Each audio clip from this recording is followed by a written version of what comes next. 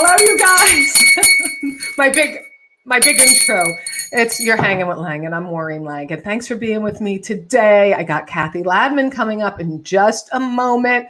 You guys have been asking me, when's Cathy coming on? And I go, hey, Cathy, want to join the show? And she said, yes, I will, Maureen. So we're very excited about that. I want to be able to see your comments. I can see them on the .com on my iPhone, which is great. But I would also like to see you on StreamYard. That's the program I use. So all you have to do is go StreamYard.com/Facebook, click on the blue, and there you go. And you only have to do it once. Then anytime you want to comment, I'll see your little profile page, your picture rather, and I'll see your comments.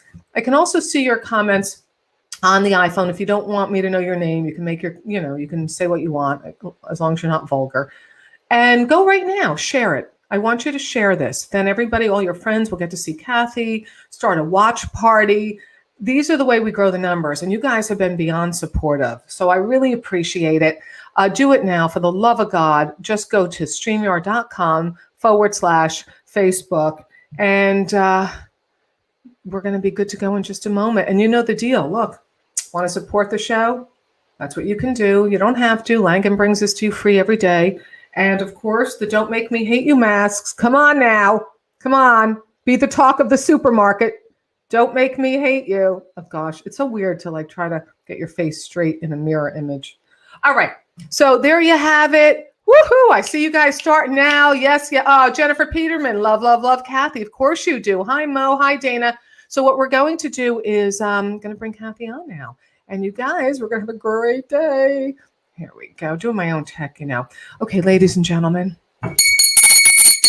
Ladies and gentlemen, coming to the stage, so to speak, on Hanging with Langan. She's a comic. She's an actress. She's a writer. She's only been on The Tonight Show. Only 9 times. Welcome, Cathy Ladman, to the show. Cathy, you have to unmute yourself, honey. Sorry, that was an unattractive first look of me. You look great. No, I'd rather just put a piece of paper over here. Well, let's do it. I'm not going to. No, I'm just gonna look. I'm just gonna look at you. I'm just looking at you. Well, that's it. We're gabbing. Thank you for joining me. Oh, it's my pleasure. I'm not joking. People have been asking me, when are you getting Cathy Ladman? I've been getting requests. Seriously? Yeah. I never believed that, but thank you. Why would I lie? There's no reason you would lie. It's just my insecurities talking. No, we all have it, don't we? We all have it. So, I was saying, it's funny because, this whole thing about calling entitled women Karens. Yeah. Where did that start? I don't know. It just became the word for white entitled woman. And I don't like it because I know so many great women named Karens who. So do I, yeah. Of course. But I always say, I wonder in Ireland if they're calling them Maureens. And then I realize there's no such thing as a white entitled woman if you're Irish. You never. That's right. Never. That's right. Never good enough to be entitled. I want to know about you more. Of course, I know about you. I know about your comedy. I know about The Tonight Show. But I want to know, tell me your story. Where were you born? Where were you raised? How did you get into comedy? I was born in Queens, Little Neck, Queens, which is right on the edge of Nassau County. It's the last, it's on the North Shore. It's the last town before you hit Nassau County. And as my father would say, it was a two-fare zone because we had to take a bus to the subway. And I grew up in a pretty middle-class, household, Jewish, 3 girls. I'm one of 3 kids, daughters. And I became interested in comedy when I was 8 years old. Really? I would listen to my parents' comedy albums. Yes. Oh, they had comedy albums. Who were you listening to at the time? Mostly the one that I zeroed in on was Nichols and May, Examine Doctors. And didn't you get work with Mike Nichols on you? I did twice. I got to work with him twice. All right, do tell. What did you work on with him? Well, I worked on Gary Shandling's movie, What Planet Are You From? And then I worked on Charlie Wilson's War. And Charlie Wilson's War, I just was like seen, and I didn't have any lines. I was just seen, but they just wanted me for that. But which was fine. I'll be seen. Who cares? But so it was really exciting. And when I was a kid, What Planet Are You From was first. That was the one I did with him first. And when I was a kid, I had memorized the entire album. Really? And when my mom would put me to bed, she would come into my room and I would say my prayers, crazy, and I would do a selection off the album for her. And she didn't know what to make of it. You know, she was, okay, that's very nice. And so this really stayed with me my whole life. You know, I mean, I could probably do the album for you right now. I mean, it's so ingrained in my head. You can do an excerpt. Anyway, we would welcome a Nichols and May excerpt. Well, I'll give you an excerpt in a moment while I tell you this story. So I was working on What Planet Are You From? And we were shooting up in the Antelope Valley, out little north of LA, and at a house. Mm-hmm. And Mike was standing on the setting up a shot with the DP and the director of photography, and I just happened to be randomly standing next to him. I don't know why I was standing next to Mike Nichols, but I was standing next to him, kind of shoulder to shoulder. Right. And all of a sudden, I didn't think about this. I didn't premeditate this. I said, gauze. And he said, gauze. And I said, more gauze. And he said, more gauze. I said, more gauze, more gauze, more gauze. Don't you have any more gauze? No, that's all the gauze we have. You have a sponge, clamp. You have the clamp, suture. You have the suture. Edith, yes, I love you. Please, please. And it was the most, I'm even like now getting chills telling you this. It was the most unreal experience, taking me back to when I was 8 years old, when I just had this little germ of a love for comedy. And then taking me to when I decided that I wanted to be a stand-up comic, and bringing me all the way to that day. It was just surreal. It was absolutely surreal. Was that from the album, or was that just you improv? That was from the album. That was from the album. Yeah. I was not improvising with Mike Nichols. I don't know if I would have got a. It's interesting when that happens. I remember my dad growing up. He's from the South Bronx, and growing up, he loved Ann Mira, and and he'd be like, "Huh, yeah. An Irish Catholic girl on TV. You ever see an Irish Catholic comic?" I didn't have the heart to tell him she converted. But anyway, he just loved her. Oh, Jerry's okay. She's the one with the talent. Of course, they're both good. Hey, he was a garbage man, retired now. But he would see her on the street. I said, "Hey, Annie," and she said, "Hi, fellas. That's a nice lady, huh? Upper West Side. She making buck."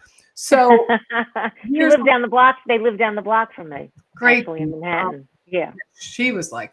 So I did the Nantucket Comedy Festival, and we did a tribute. Oh, her. Right, of course. And Jerry. So it was just so weird for her to come up to me in the parking lot and go, "You're fucking funny, you fucking broad. Come with me and Jerry. We're gonna go get some fucking dinner." And so, my God! So it's that feeling, wow. Right? Like coming full. Yes. Wow. You know. I know it's pretty incredible to all of a sudden be a grown up, and in this world, and feel like, wait a second, I'm just a kid. And look at you, and it's just really amazing. It is amazing. And we're getting a shout out from Anthony from the Stand Comedy Club in Edinburgh. I worked with him. And a shout out from Elizabeth Langan, my sister-in-law in Northern New Jersey. We got Kathleen in Mill Valley saying, "Hi, Kathy." Hi, Kathleen. Oh, Mill Valley. Oh, it's probably from the Throckmorton. Throckmorton, yep. Yeah. Yes. You know, Cathy Ladman, you and I have something in common. We both worked on something called The Jap Show. Oh, that's right. I didn't work with you, but I worked on. No. Now, who was your comic? Jeez, I don't remember. Do you remember? God forgive me. Jap Show, you guys, was the Jewish American Princesses show started by Corey Kahaney, and it was really an homage to the women who started stand-up comedy, the Jewish women of comedy. And there was Toady Fields and Belle Barth, and we would all. And I can't believe I'm blanking on the name, Jean Carroll. And now I'm friends with her granddaughter. You are? How funny is that? Yes. Jean Carroll, you don't know Jean Carroll, those of you watching now, if you don't know Jean Carroll, she was sophisticated, beautiful, had a sitcom, just sharp, and Kathy, a lot like yourself. That very a straight monologist. Very much like yourself. Oh, I just got good. That's true. Oh, very much so. If you guys are watching this, I want you to share. Just share. That's all you have to do. It shows you care. Share, start a watch party, let people know Cathy Ladman is on the show with me. But the interesting thing is people say, hey, Langan, how did you get on? You're not Jewish. Like, well, Irish Cat. I'm like, well, I'm Jewish. I'm from New York. But Right. before you put me on the show, it was fun.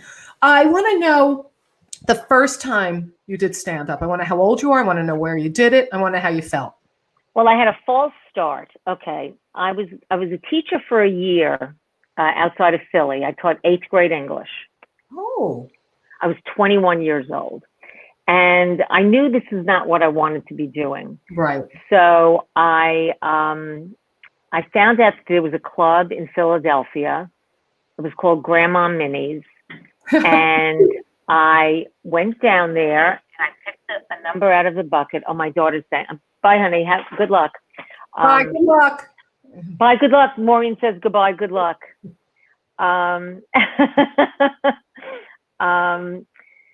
So I went down there and I picked a number out of a bucket, and I went on that night. And you know who was on that night? First of all, Joe Bolster was the MC. Oh, wow. This was, I'll tell you what year this was. This was the summer of 1977. Sounds like a song. And could you be louder, please? And Rich Hall was there. Do you remember Rich Hall? Yes, Sniglets. yes. And so I went on stage and I did my set. It was a Wednesday night. I remember this so vividly. I did my set like 3 minutes. It was just stuff that I'd been writing down in notebooks. And I had this joke that I was talking about soap opera names. And it was not a common name back then, although it's become more common now. And I said, why, only yesterday I met a man named Quentin. And Rich Hall told me he really loved that joke. And I was very excited. And then I went back the next week, and I don't think I had a really good time the next week, but I didn't care. And then I went out to Los Angeles, actually to California that summer, just for a vacation.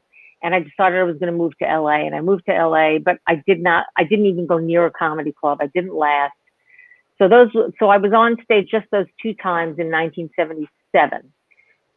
Then it took me until 1981 back in New York to start. And I took this stand-up comedy class with Dick Lord and Larry Amorous was in that class. That's where I met Larry. Amorous, I love him. Human beings on the planet. I love him. You should have, did you have him on? Have you had him on? I have, but I would like to have him back. So funny. So funny. He and I did Edinburgh together, actually. We shared an apartment in Edinburgh. We laughed like crazy. Yes. Oh, that would. And we shared it, and we did a show together, and at the Gilded Balloon. Oh. And so then I took his class, and then Dick Lord said to me one night, we do stand up in the class, and he said to me, "You're ready? You got your 5 minutes? Go to Good Times." So I went to Good Times. Downtown in 31st and 3rd. That's where first time I went. Go ahead. And I lived on the Upper West Side, 84th and West End. And I took the 104 bus down Broadway, across 34th Street. It took like more than an hour. Because, I had no money. I was broke. And I picked a number out of the bucket. And I got a good number. I think I got number 4. And that night I remember 2 people I met that night that I'm still friends with today, Rob Ross and Paul Lyons. And I don't know if you know them. I don't know them. Rob Ross started. Oh, the Tonight Show. He booked it in Rob Ross? No. Bob something. I don't know who I'm thinking of. No. Rob did stand up with me years ago, but he stopped doing stand up. And Paul Lyons has been doing stand up for years, and he's also a writer now, and he's a terrific writer. Really great storyteller. And I'm still friends with him today. And so I had a great set the first night. It was a Sunday night. In fact, it was Sunday night, June 28th. Oh, you remember? my 39th anniversary is coming up. I've been doing stand-up for 39 years, if you want to count these last 3 months, which have been dormant. Terrible, terrible time. So you went back up. I mean, that was your first time going up in New York. Did you? Yes. I mean, I know when I started, I wanted to puke and have an upset stomach constantly. Did you feel any of that? Well, I was very nervous. I was very, very nervous. Yeah. But I had put it in my book. I wrote in my book, Go to Good Times, because if I hadn't been, it was like my appointment book ruled me. Once I put it in there, I was not the boss anymore. My appointment book became the boss, which is really kind of weird. Oh. and a little fucked up. But anyway, so it became my boss and I had to listen to it. And I went there that night and yeah, I was really nervous, but I knew that this is what I was so clear that this was what I wanted to do. And it was so healing for me to do this. You know, I'm sorry, go ahead. No, that's it. The first time I went up there, the very first time, and I didn't go back for 15 years. Wow. Well, that wasn't, I would say good times talk about misnomers. It was anything but a good time there. Remember Rico and I didn't go back for 15 years. I don't remember. This mob run place, I don't know this. I didn't go So back. did you have a terrible time? Yeah, because there was hardly anyone there. Right. So, and I was so nervous that all I could feel were nerves. I don't remember anything else other than the nerves. And I took a class with Steve Schaefer at the new school. Bye, good luck, hon. So, Maureen said good luck. Again, Bye. Get out of here. Again, she your mother, for the love of God, kid. Be careful. Do you know Steve Schaefer? Oh God, yes, I know Steve Schaefer. He was the first one of us that got the Tonight Show. Great. I took a class with him. Oh wow. Oh, I love Shafe. We called him Shafe. Shafe. Yeah. So what I want to know is your first time. How long were you doing stand-up before you got your first late night spot, and where was that? Well, this is interesting. Let's see. Let me think. I think it was either 85 or 86. I moved out to LA in 85, but my first late night spot was actually the very last Dick Cavett show on ABC. Wow. And he went a little off. Get out of there, kid, for the love of God. I'm sorry. I'm so sorry. She's 16 and she's taking my new car, to get her viola repaired, and it's on all these freeways. And she's an excellent driver, but I'm a little a little. But the viola has to get fixed. A kid's got to do. That's right.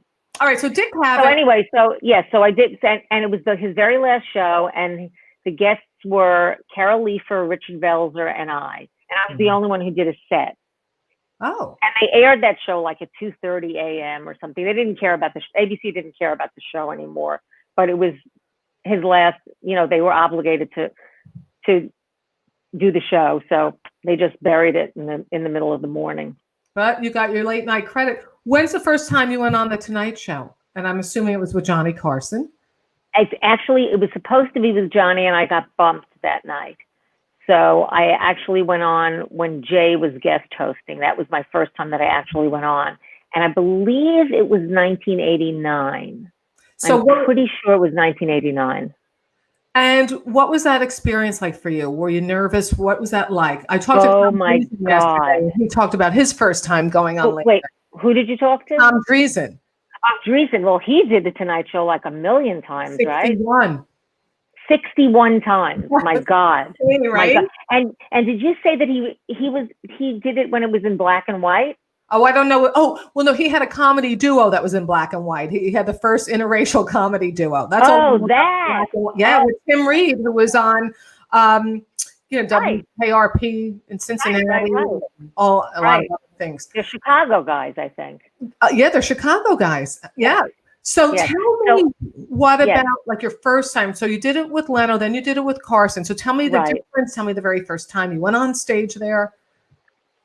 Well, first of all, it was a comic's dream. The Of setup course. was a dream. Right. But I mean, physically, logistically, the way they set it up, the studio held about 500 people, 500 people in the audience. And you stood on the floor and the whole audience was up from you. Yeah. So you had really clear focus. You could play to the audience, and then straight ahead of you was your close-up camera.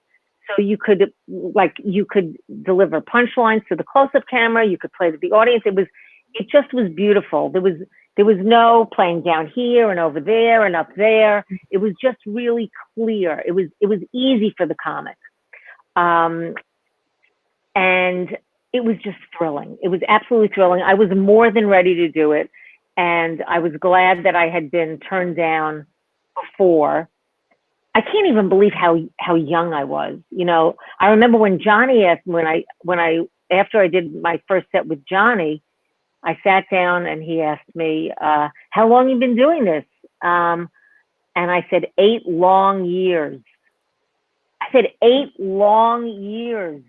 I mean, I can't even believe that I thought that was a long time. Right.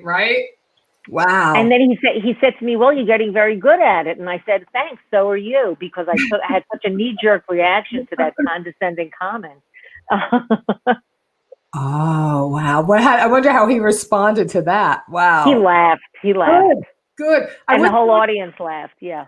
I'm with Cathy Ladman. I want people to know how they can follow you. We have more to talk about, but Cathy Ladman, there she is on Cameo. Oh, well, let me say Twitter at Cathy Ladman, Instagram at Cathy Ladman1, Cameo at CE Ladman. Tell people what Cameo is, because I want people to reach out. Cameo is so much fun. If you want to send someone a greeting, it can be for a birthday, anniversary, or it could be just to say hello. And if you want me to do it for a very small fee, I will do a personal message to your friend, relative, whomever. And it's really fun, and people really enjoy receiving these. Yeah, birthday message, or just a perk you up because everybody's yes. Yeah, it's a great thing. People really, really dig these. Well, there you go. So there's the information there. And also, too, you guys, if you want to support the show, you don't have to. I mean, if you want to be selfish, that's up to you. But there's PayPal. Now I know why you did the Jap show. You're very good at slinging guilt. That's fantastic. Oh, I tell you, it's very awkward when we're so used to being out there working. So this is my work every day, Monday through Friday, bringing a great show with guests like yourself. And work hard. Well, we all do, right? It's just weird times. And I also have a store. I like people to know, Maureen, what do you sell at your store? All right, I'll tell you. Don't make me hate you items. Really? Oh, I love that. The masks, all kinds of t-shirts, you guys. There's shower. Oh my God, I'm getting something. It's insane. It's really fun. There's another t-shirt. There's a mask. But I think how do you get to the store? Oh, please stand by. Thank God you asked. I have look at me. I'm running my own tech. It's insane. You can just go to molangan.com/store. Oh my God. I'm writing this down. Langan. Don't make me hate you. Hanging with it all takes you.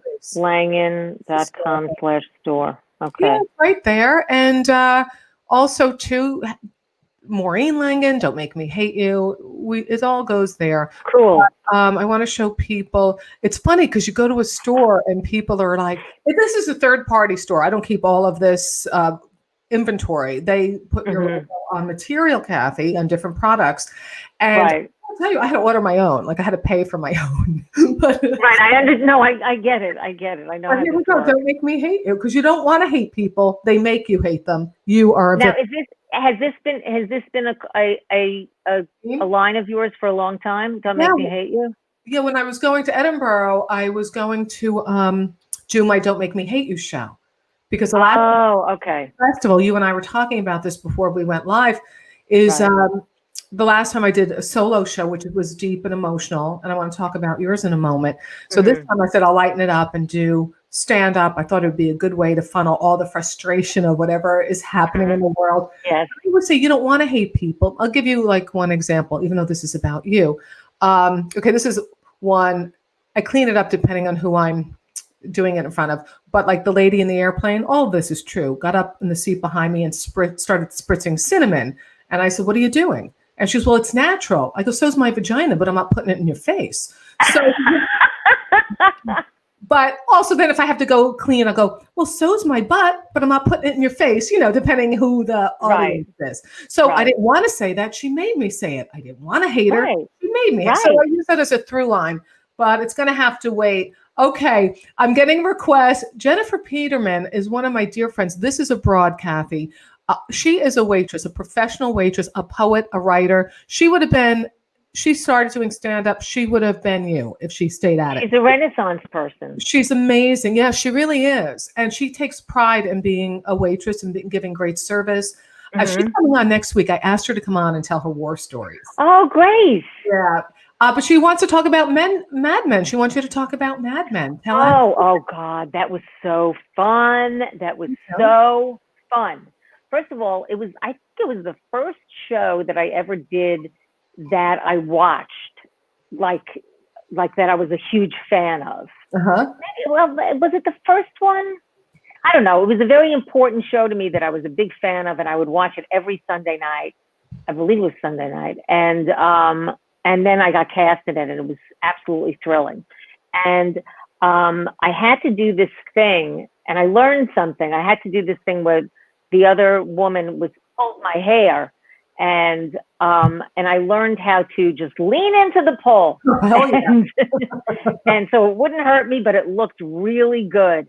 And Matthew Weiner showed me, like in the casting session, I did it, and he showed me how to do it, and that was it. And then I had to do looping for it, so I got 2 gigs out of 1. It was great, and I worked. John Hamm I didn't do a scene with him, but I knew him through another friend of mine, Jimmy Pardo, who's a fantastic person and a hilarious guy and has a great podcast. And he's friends with John. So I introduced myself to John. I said, I'm good friends with Jim Pardo. And John was so nice to me at the table read. And everybody was just so nice to me. Everybody could not have been nicer. And what was very interesting was, Matthew Weiner was a real stickler for details. And when I got to my trailer and my wardrobe was laid out for me, all of my undergarments were from that era. The bra, the underwear, it was all from the 60s. Wow, that's he really wanted everything to be just so. Well, maybe he had a fetish and it was just you, Cathy. It could be, and maybe I'm being kind. Yeah, maybe you are. You have to. I mean, you're such an established performer and writer and actress. Did you have to audition for this, or did they say, "Hey, Cathy Ladman would be perfect for this"? No, I auditioned for it. I think the only thing that I haven't, not the only thing. One of the few things that I didn't audition for that was just a straight offer was Modern Family.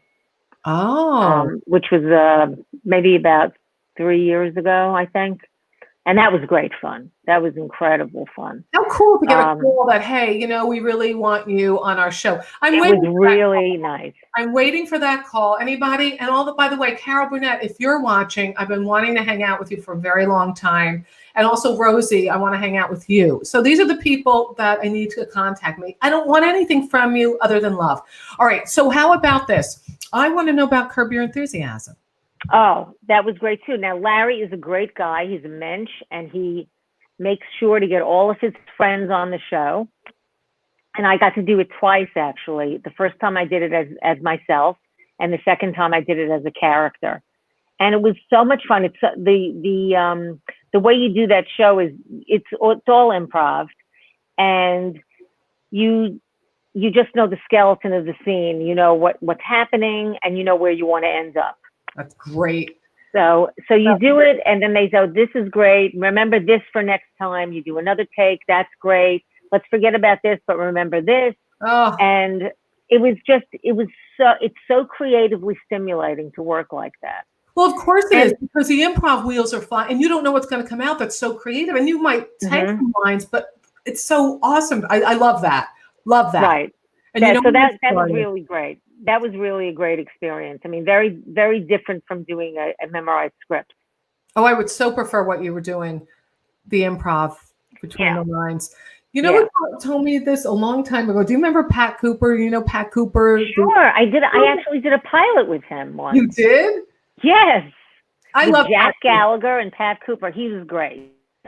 And he's the one who said to me, because I like to rant. I have my punchline. When I get my setup and punchline, I have to then open it up. Like it can be just this to this, but I have to be like, why do I feel that way? And what? And I start to rant. Things come out. And he always said to me that just know what your setup is, know where your punch is, and do whatever you want to do in between. And for me, that works. Some people, that's not their way.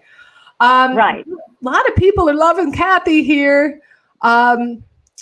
Did you play the beautician? Forgive me, I didn't know this. In Moonstruck, did you play a beautician? No, it had me. It's for some reason it has that on my IMDb. That was Amy Aquino. Yeah, wrong person. Well, people listen. But they have it in there, and it's not been changed for some reason. I don't know why. All right. Well, there you go. She's getting more credits. You're getting even more. Yeah. Well, fantastic. That's I don't mind. One.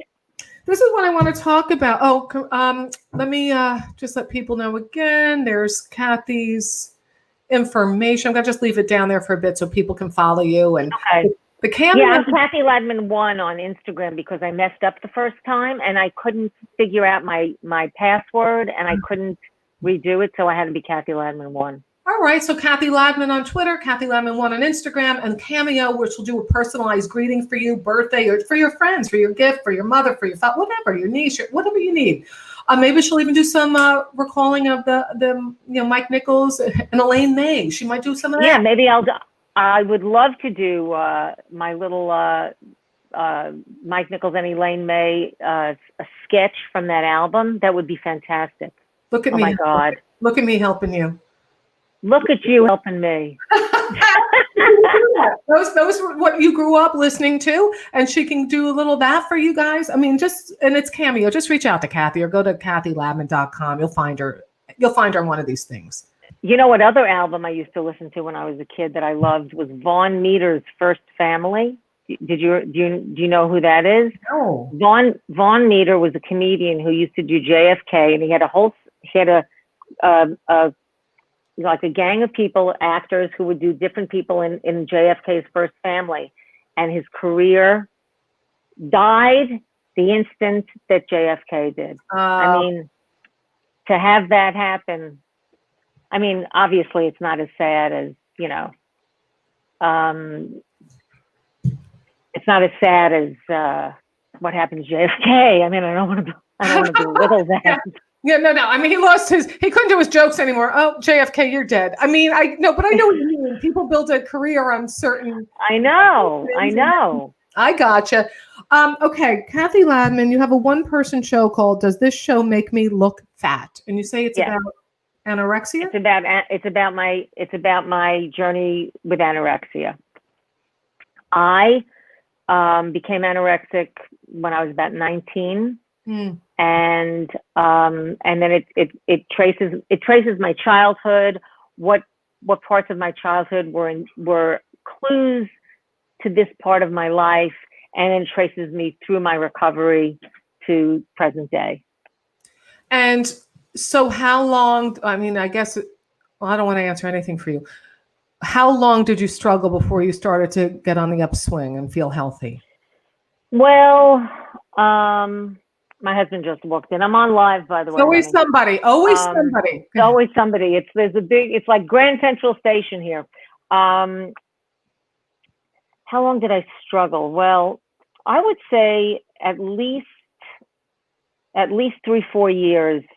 I was struggling before I found help. And I don't want to scare anybody, but I'm 5'4", and I got down to under 85 pounds. I know it's pretty chilling, and I didn't think I was thin. I didn't think I was thin enough. I mean, nothing was enough for me, and it was all about taking control of my life and finding something that was in my domain that no one else could take from me, and that was my body. You were taking it from yourself, which is ironic, you know? I know. So the show sounds hysterical. It's hilarious. Sounds like really good times. It is funny. I mean, because I was a funny kid, and it's funny in the telling of it, but there are parts of it that are clearly not funny because it's not a funny disease. It's a very serious disease that is very misunderstood, especially in this society that has, you know, puts thin people on such a pedestal and puts such a, you know, an emphasis on being thin, and in this business that we're in obviously does that. And it's, you know, people will say things like, "Oh, you're so lucky you're anorexic." It's like, what? You have no idea. You have no idea what it's about. The mental no idea. You know, when I was a teenager, I had eating issues. I wasn't anorexic. Well, I was 5'6" and 95 pounds. So, well, you know, but I wanted to eat. I just thought I was going to choke to death because I had a lump in my throat all the time from stress. Oh, wow. Anxiety? Huh? Oh, yeah, I'm sure. I'm sure. And my father's still so funny. Yeah, you had one of them there phobia things. I don't know. You always thought a cherry was going to get stuck in your throat. Jesus, I don't know. I don't know what that was about. That's all right. You know, a little loony, but you're all right now. You know, like I'm the problem. It wasn't anything. Well, I'm the loony. That's what my dad used to say to me. Why don't you just open the refrigerator and take a piece of rye bread? I mean, he had no idea what it was about. Just a piece of rye bread. That'll fix you. But when I was at Columbia Presbyterian, they kept the anorexic girls on another floor. You know, I was on a floor with, I say, a normal floor with broken bones and brain tumors, and I'm on a normal floor. But that's what it's in my show too. But oh my God, well, it was true. You know, and I remember the anorexic girls because they had. I was in like 2 weeks at Columbia Presbyterian. They had this. 2 weeks you were there? Yeah. Wow. That's a long time, right? I wasn't in the mental. A long time. It was just they kept doing. I had my tonsils out, and then like a month later, I kept feeling this residual lump. Yeah, I thought it was a lump. You're a kid. You're 13 years old. What the hell do you know? You're right. Like, what is that? And then you're scared, and you're eating something. You go, oh, there it is again, and you just and you don't ask people because you think they're going to think you're crazy. You can't go talking about this. So, believe it or not a nun got me to eat. And I wasn't, you know, a nun sat me down and she just made me feel really safe. Yeah. What did she say to you? I won't let you die. Oh. And her name was Maureen. Wow. I know, right? Life works. But I want so meta. Sorry? I said that's so meta. It's whatever that is. So, yeah, that's what it is. But the anorexic gals, I don't know if this happened to you. This didn't happen to me. They had like a light growth of hair on their faces to keep them warm. And I don't think it happened to me. Maybe it did, and I wasn't aware of it. But yeah, because your body has nothing to keep it warm. I mean, may I say this? I lost my period because I was too thin. Yeah. I mean, that's the first system in your body to go because it's not essential. Right.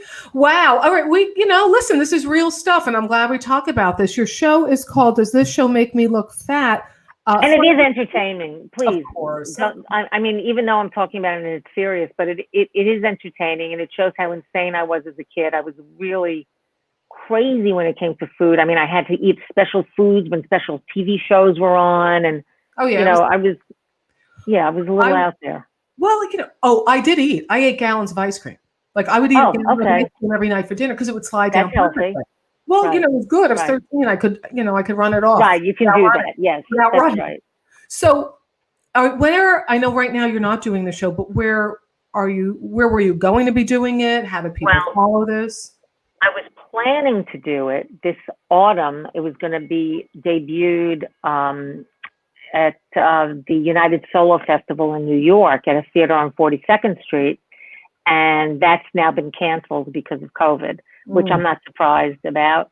And they're pushing the festival to the next. I mean, they do it every year, but they're just postponing it until next year. So I will likely do it in 2021 in New York, but I think I'll be doing it before that in some theater in LA.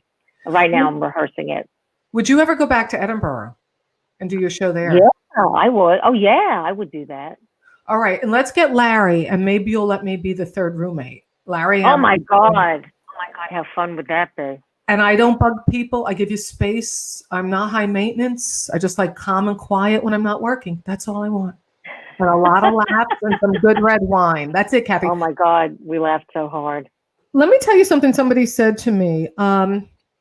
So my hair, last week I looked like Lucy. It was orange. And it was orange. And then I did it myself. That's why it was orange. And, but I like it reddish brown. And then a person, they just opened. I'm in a place that I'm not normally at. I'm quarantining in California, Northern. I'm not in New York City. Nice person, bet he can do a great job. But he tried to get the orange out. And now I look like Elvira. So, no, you don't. Oh, I do. No, I do. I look like Elvira. It's all right. I know. Well, it's not. It's barely dark. It's not that dark. No, it's not good for me. But somebody said to me on my Facebook, on my.com, well, I don't know why you have to color your hair. Cathy Ladman doesn't color her hair, and she looks beautiful. Why are you coloring your hair? I go, because I'm not Cathy Ladman. Why don't you go on Cathy Ladman's page? Because you are beautiful and your hair looks gorgeous. Everybody's different. Everybody's different. I mean, I did this 2-3 years ago because I was just tired of coloring my hair, and I just want to see what it looked like. And my representatives discouraged me, and I said, I'm sorry, I'm doing it. And it's worked out fine. It's worked out just fine. It looks gorgeous on you. Thank you. I love it. You look beautiful, and your headshots are great. But I thought, who are you to come on my Facebook page and tell me I'm not Cathy Ladman? Stop it. Can you imagine somebody went on yours and go, why don't you look like Maureen Langan? You'd be like, that's right. Hell, I don't want her career. I would say yes. I would say yes. You're right. Why don't I look like Maureen Langan? Because you have a good point there. No, I'm being a wise ass. All right. So one more, I want to give another shout out. That's like, do you know what that's like? George Washington, hear ye. No, it's like, was it Romper Room or Miss Frank? I am so old, ladies and gentlemen. I am so old. There was something called Ding Dong School when I was growing up, and this lady would ring the bell. I know, look at Maureen's face. She's looking at me quizzically, like, who the hell are you? I'm 64 years old. I have a lot of time under my belt. So. Well, you're not that much older than I am. So let me do this. I want to give, you guys have been awesome. Tomorrow we're going to talk champagne. We're going to talk sparkling wine, bubbles, because that's what I like to do. Ooh. I know. I have the woman called the Wine Minx coming on. Oh. Yes. Are you really in Northern California right now? I am. Yeah. I have a fella, the Sicilian, my Sicilian lover lives here. I live in New York. Oh, I love it. Yeah, I didn't want to be, when I left New York, there were 3 deaths in the middle of March. A week later, there were 700. Jesus. Yeah. Yeah, it was bad. It was bad. So my friend, to get the hell out of there, Maureen. Cathy's show was called Does This Show Make Me Look Fat? Just follow her. And where, Maureen? Well, all these places. Twitter and Instagram and Cameo. But before I let her go, I got to tell you some other things. I would love you guys, if you're so inclined to support what I'm doing here. I feel like, and I say this every day, I feel like I should just get a blind dog and sit on a street corner with a tin cup. That's, you know what I mean? I love dogs. I would say. I think I should too. Let's choose adjacent corners. Yeah, and let's see which corner's better. Okay. All right. We'll do that. Like the lemonade stands. Okay. Right. But they can't know you're Cathy Ladman, because then you'll make more than me, and that'll make me. Or maybe you won't. Maybe they'll be like, she's Cathy Ladman. Maureen needs it more. You don't know. That's right. You don't know. You don't know how it's going to affect people. We don't know how it's going. Wouldn't that be fun to just try it for a day? I just want to try. It would be great. I'm going to try to do that. I don't want a blind. I want a dog. I'd take any dog. I love dogs. I rescued the dog. Me too. Oh, where's my doggie? Where's your dog? He's with my husband. He's with my husband now. He's so cute. Good boy, huh? And if you guys, oh my God, I love him so. You'll tell us about your dog after I pitch my T-shirts. After I okay, that's more important. I understand. There's my "Don't Make Me Hate You" line of clothing, clocks, covers for the .com stuff, coasters. A lot of good. I love that clock. Is great. Oh, and there's shower curtains on it too. It's Oh my God. I know. It all happens. And of course, don't forget the masks. Maureen, why don't you have a mask? Well, I do. How does it look? It looks fun. That's great. I want one of those. And I want the notebook. I want the notebook. I would send it to you if it weren't. I have to go buy my own stuff. I'll buy it. Well, I That's my know. doggy. Come here, chap. Come here. You want to see my dog? Yes. Come here, Chappy. Come here, sweetheart. Chappy. Come here, my baby. Come here, my sweetie. Come here, my sweetheart. This is my Chappy. Say hi, honey. Hi, Chappy. Chappy, say hi to Maureen. I loved. Hey, Oh, can I have you, baby? Isn't he sweet? I need you on the street corner. Please I come. love him so much.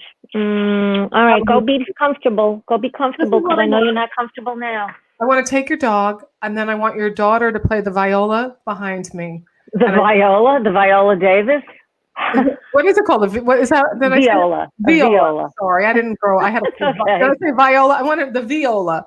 The viola. Yeah. I wanted to play the viola. Sorry, I sound like an idiot. That's okay, because violin and viola. Thank you. It throws you off. I get it. It did that to me. Again, I want people to support Cathy, what she does, this cameo thing. I want you people to support me.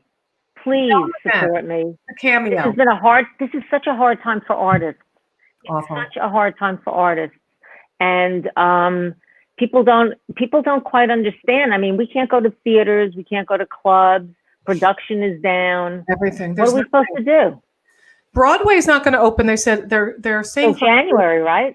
Well, they said they committed a month or two ago to at least through Labor Day weekend, but I can't see it happening until the new year. And I don't think it will. I got to tell you what's really pissing me off. And I was a political reporter for years. I try to stay a bit, nonpartisan on this show, but you can't help it. I know I have to. No, I mean, you're a decent person, Maureen, please. But here's the deal. These clowns, this Mnuchin, the wife who shows up with purses on and off planes, he's worth $400 million. He has an apartment worth almost $30 million in Manhattan. And then Larry Kudlow, he's worth just a mere $10 million. According to Forbes, according to my research, they think getting $600 a week is making people like me and you lazy. And they want to get us off that. They don't want to. Yeah, well, because it's not going to make us want to work. First of all, what jobs are out there to go out and work? And then we have nothing. Well, I don't know what they want. I mean, I would work at Trader Joe's for a mental break. I really would. I just want to, I'd pass out. Trader Joe's a good job. It's great company. I'll go there. I'm not too proud to make a buck. I mean, we're doing this, but the thing is, for them to say that $600, Lindsey Graham, they don't want to extend this beyond July. I think it's terrible. Pissed off at them. I am so pissed off at them. It's terrible, Cathy. It is terrible. But Cathy does these really cool things called cameos, and you guys got to support her. They're so inexpensive. My price is so low. I mean, you can price yourself anywhere you want. My price is so affordable, ladies and gentlemen. And tell them what you're doing. $30. Tell people who I can send a private, personal message to friends, relatives, people you love, people you don't love. It doesn't matter, but you should love everybody except for certain people. And and I can say happy birthday, happy anniversary, happy new job, congratulations on your graduation, feel better, cheer up, whatever you need. I can do it for you. I can do a little sketch for you. I can put on a funny hat and do a character for you. I'll do anything. And if that person wants to say, hey, Cathy, would you say this? They can give you some lines. Exactly. Somebody did that. They said, this person really always says this phrase. So I just said that phrase over and over and made I'm just trying to make the person laugh, to cheer people up, to bring them love, to bring them joy. And it's so affordable, you guys. It's $30 a hit. I mean, come on. $30. I mean, really. Before I raise my price, do it. Get her while you can, because it's like David Hasselhoff is on there with his surfboard for like a skillion dollars. Debbie Gibson's there with her short little outfit for like $80 million a hit. So, Cathy Ladman, she's a big shot, you guys. I cannot thank you enough for joining me today. Oh my God, we're done? Well, that was crazy. I know. I said we're going to be on 20 to 30 minutes. We've been on almost an hour. That was crazy. That was so fun. Thank you. Oh, you're the best. You're wonderful. And it was my pleasure. Absolutely my pleasure. Well, you'll check in again when the show is up and running. And Sure. Yeah. all right. Absolutely. I Cathy will. Ladman, ladies and gentlemen. Cathy Ladman. Great to see you. Bye. Bye, Cathy. Bye. Off to Connecticut. And you guys, I will see you tomorrow. We're going to talk sparkling wine, champagne, cava, prosecco, Franciacorta. Next week, Gabe Abelson will be joining me. He is a talented writer. But you guys, thanks for being here today. And I will see you around like a donut. Bye. Mwah.